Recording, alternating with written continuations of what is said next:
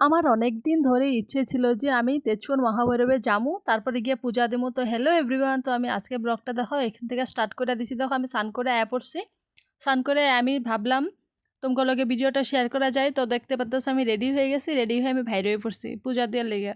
আমি এইবার first time মহাভৈরবে পূজা দিমু। একদম উপাস টুপাস থেকে নিরামিষ খায় পুরা উপাস আসছিলাম। পরে আমি আর আমার ফ্রেন্ড দেখো বাইর হয়ে পড়ছি। দাদা একজন রে কইছি যে দিয়ে দিতে লিখে বাজার লিখে।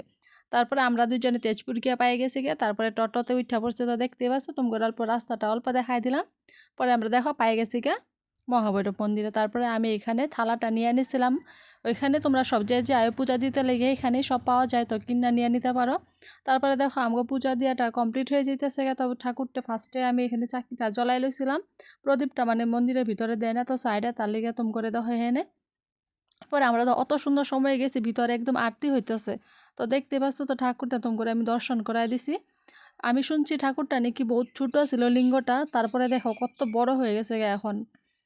পরে আমরা পূজা দিয়া কমপ্লিট হওয়ার পরে আমরা অল্প ভাবলাম কি করা যায়, তারপরে ভাবলাম বিশালে অল্প যাই। তো বিশালে গেলাম। তো এই ড্রেসটা কিন্তু আমার বিরাট পছন্দ হয়েছে, কিন্তু এটা আমার ভালো লাগবে না আমারে পরলে, তার লেগে আর লই নেই।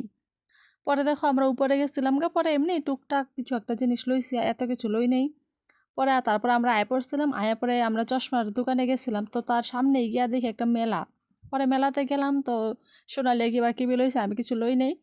পরে দেখো এখানে আমি জুস খাই লইলাম। তারপরে আমরা দুপুর টাইমে বিরাট খিদা পাইছিল, কারণ আমরা উপাসে গেছিলাম।